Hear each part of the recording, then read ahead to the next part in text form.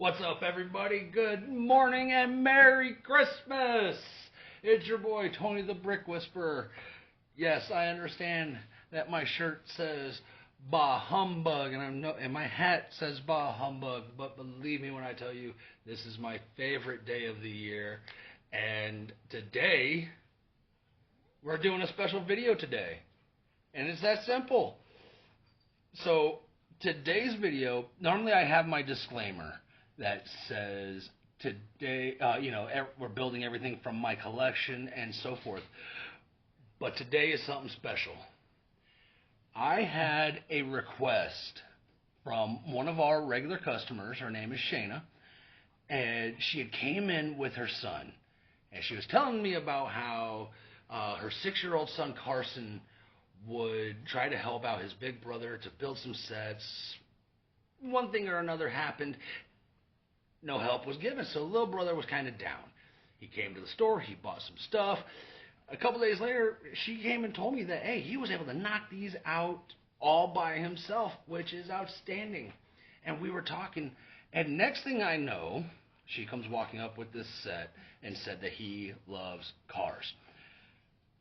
I was a little taken aback by this particular vehicle, but she asked, hey, do we, as Bricks and Minifigs, offer a service where we can build up sets for customers? We don't, but I have in the past. And I thought that this would be a great Christmas gift for you, Carson. So I really hope that you enjoy it, because I'm sure I'm going to. So, let's dive in. Miss Shayna had asked me to build her 6-year-old son, Carson, this big beast. One of the supercars, the Technic supercars, set number 42083, the Bugatti.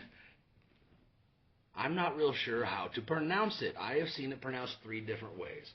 I've seen it pronounced the Chiron, the Chiron, and the Chiron.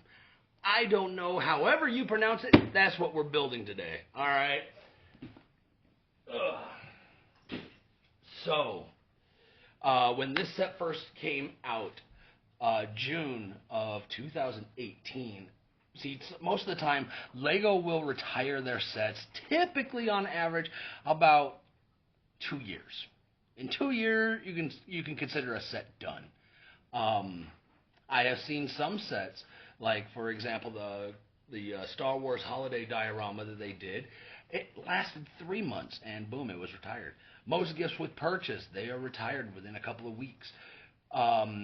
As far as I'm aware, the longest running would be the UCS Millennium Falcon, which has been going strong for over 7 years, which is just outstanding.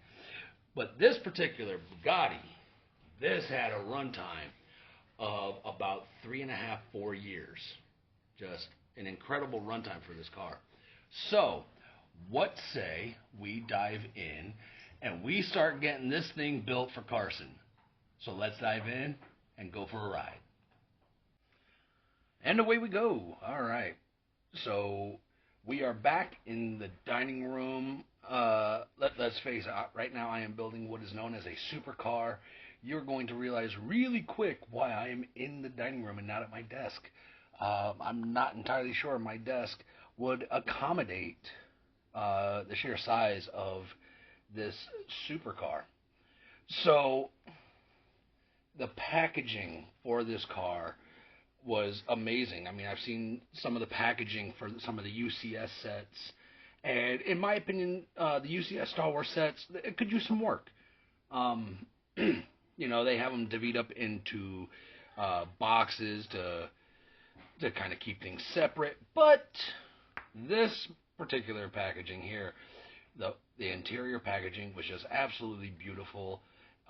And on top of that, the bags were numbered correctly at each numbered box, and I didn't have to go hunting for things, so that made things so much easier.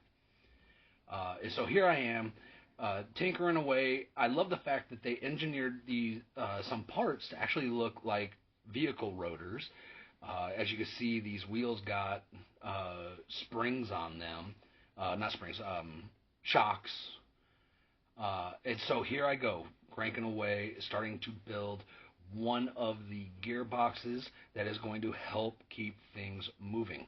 But one thing I can tell you is you have to pay attention to what you're doing. Because as you can see here, I go right now, I'm taking it back apart.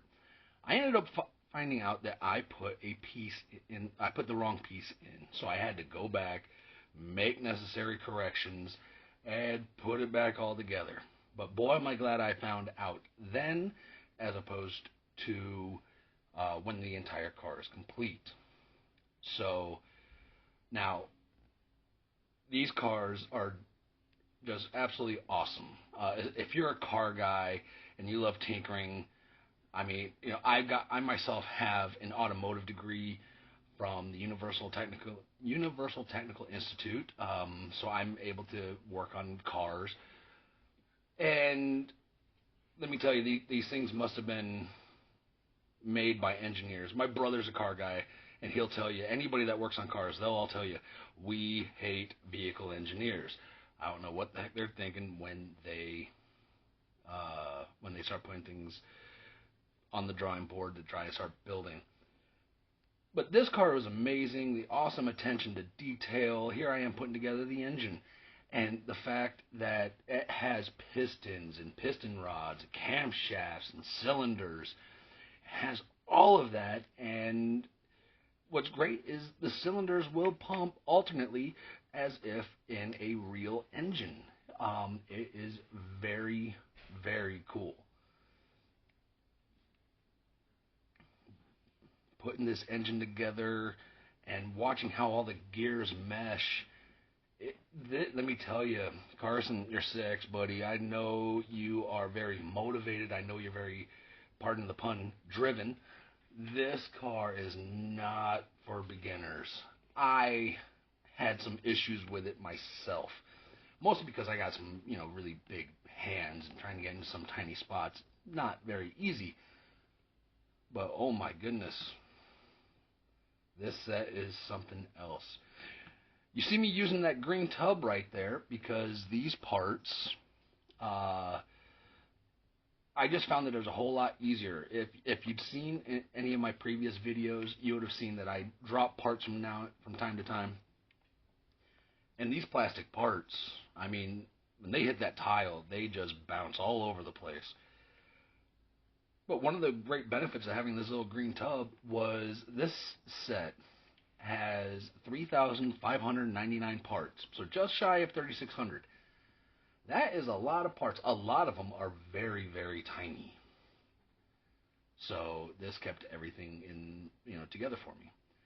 As you see, I just finished putting together this would be the front differential, and I loved how the differentials were put together because they do exactly what every actual vehicle's differentials do when it comes to steering and helping the tires turn independently.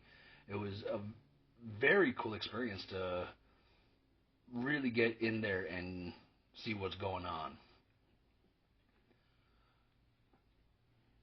So here I go, starting to get everything together, and I'm starting to find that this set has a ton of gears. Right there, I just inserted essentially what would be the transition shifter. So you will have the ability to shift into reverse and into drive as well as neutral for that matter, so long as it's done correctly. And right now I am just in awe. Right now I'm a little nervous because the book is rapidly coming to an end. This car is nowhere near looking finished. And that was just one of the cool things about the packaging. Come to find out, the second book was just hiding underneath that middle box there. So, being nervous for absolutely nothing was kind of comical in hindsight. as I sit here and comment on the build. So here in a few, I am going to have to attach the two sections. As you see me working on one, the section with the engine sitting there at the bottom of your screen.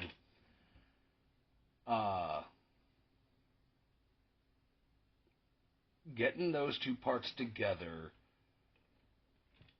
was a little nerve-wracking. And you'll see me here in just a few start very gingerly getting all the gears, all the axles, all the axle connectors. They all have to line up perfectly.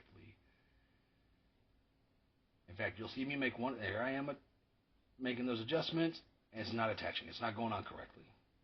So separate and try again. Thankfully, the second time, everything lined up perfect and straight in. Everything meshed like butter. It was great. But here you're going to start seeing me. You're going to start seeing me test everything. And the reason why I'm testing things is I want to make sure that those pistons turn. But I started to get nervous because nothing was happening. I was motivated to get this build finished, especially because I'm recording the build, but I really wanted it to be a first time go, but the engine's not turning. Why is the engine not turning? And you can see that the gear shifter there, the piece of red there in the middle, it is, you can see, not standing upright. It's kind of slanted off to the left. Right now it's in gear. I was also nervous putting together that spoiler because it was not doing what I thought it was going to. It was just kind of just dropping to the table. And thankfully it got to where it needed to. So I started to breathe easy about that. But getting the engine to turn, that was nerve-wracking for me. And what I ended up finding out was all I was doing really was testing the differentials. And I think about it, and I'm like, well, differentials are working great. And then I figured out what it was I was doing. Then I tested it, and then I started getting a little bit more confident because then the engine started turning. So I was very pleased about that. So this time lapse, one thing that I'm learning as I go through and make these videos, the time lapses that I do, I'm going to have to start essentially playing with, like when I'm doing a really big build like this one, or when I go to do some of those Star Wars UCS builds, I might have to speed up that time lapse a little bit, because when I had put together the Pirates of Barracuda Bay, I realized that I set the time lapse too fast. So then I slowed it down for everything else. But everything else that I had done was small. I left that same time lapse for this. And that time lapse, the time lapse that I have currently set, on one hand I like it because it's really showing all of the work that went into making this build. On the other hand, the time lapse that you see here this build is taking much longer than usual. This is, as of right now, as of this recording, because I am recording this before Christmas Day, but as of this recording, this car is my 10th build. So, only 10 videos in of builds, and it's definitely showing me what I need to adjust for some of those future builds, especially once I start diving into my Star Wars sets. So you see that sticker sheet right there. A lot of people use the brick separator to attach stickers. I do not. I find it as a personal preference.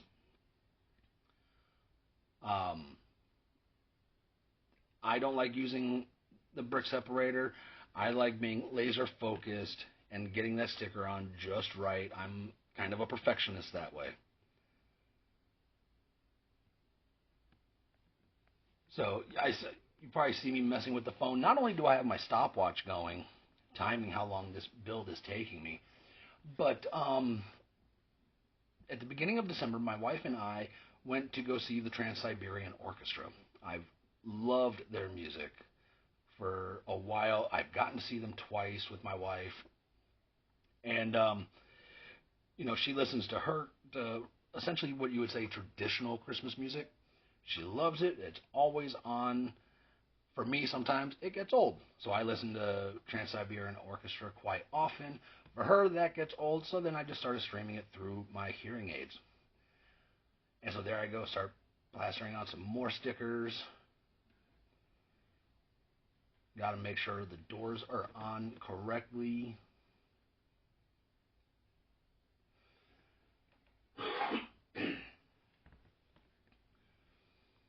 So now that the dash is done, pretty much the entire passenger compartment is done. Now it's time to work on the front end. So with the engine in the back, growing up, I always thought the vehicles with the engine in the back were weird. My uncle had a 1974 Volkswagen Beetle, and let's face it, Volkswagen in those days, all the engines were in the back. Now you're starting to see a lot more engines back there, especially on sports cars. And okay, now I'm starting to get used to the idea, but when I was growing up, engines in the back just made no sense to me. But growing up, I ended up learning that when the engine's in the back, obviously the trunk is in the front. So I grew up knowing that that was actually called a boot. Now, a boot is the term that is used for the trunk located in the front of the vehicle, that mostly in England and Australia, but I always grew up with it known as the boot. Apparently nowadays, and I looked this up and I thought it was funny, it is now called a frunk, which is supposed to be a combination of the words front and trunk. And so here we go, boom, I just got the hood put on the frunk. I just think that is a goofy word. Putting up those members there to essentially where the windshield would go, but there is no windshield. There is no glass, so to speak.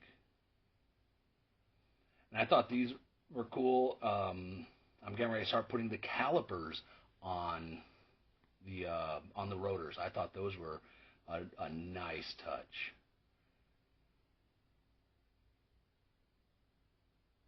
So here we're knocking out the tires. Get these on. Soon we'll be able to show off what this car can do. All the fun little features. Alright, and so now we get to look at all the cool features of the Bugatti. We have here the little handbag that even has the name of the car on the sides, on both sides, even with a zipper sticker across the top. Make it look like a bag. It's very cool. So we open the boot, and there's even a spot for the bag right there. And the boot closes. So now, how good is a car if you can't open the doors? And Carson, you might be young, but too young to know what these are. But you might not. Looks like a spot big enough to sit a GI Joe. And the cool thing here, the rack and pinion steering was just really cool, because when you move the steering wheel left, the wheels turn left. And same when turning right. Now, one of the really cool things about this car is it has a transmission. And it's right there where my finger is. And right now it's in neutral. I'm going to pop it forward, just like that. So now it's in reverse. And the same thing when it comes to your car. The engine moves relatively slow. That's why the car doesn't move slow. But here I am moving much, much faster than my camera. So if you look carefully enough, though, and I'm going to pick up the car to move it slowly, you can see the pistons move in just a moment. And there they go. But right now it's in reverse. We'll put it in neutral and now in drive, and now you're really going to watch these pistons get moving. Now, while you can only see two of them at the moment, believe me when I tell you that they are all going. Oh, and look, they were even nice enough to give you a car key, in a manner of speaking. So this is where you put it, right behind the driver's side rear tire. You see that little blue ring all the way in the back there?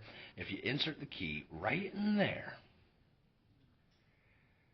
you can then turn the key, and the spoiler will come up. And same when you turn it the other way, the spoiler will come right back down. That was another very cool feature for this car that I really enjoyed. So, hey, there you go. There's your car key. And, Mr. Carson, just for you, I am going to put it right there in the driver's seat for you. Close the door. What a fun, fun build.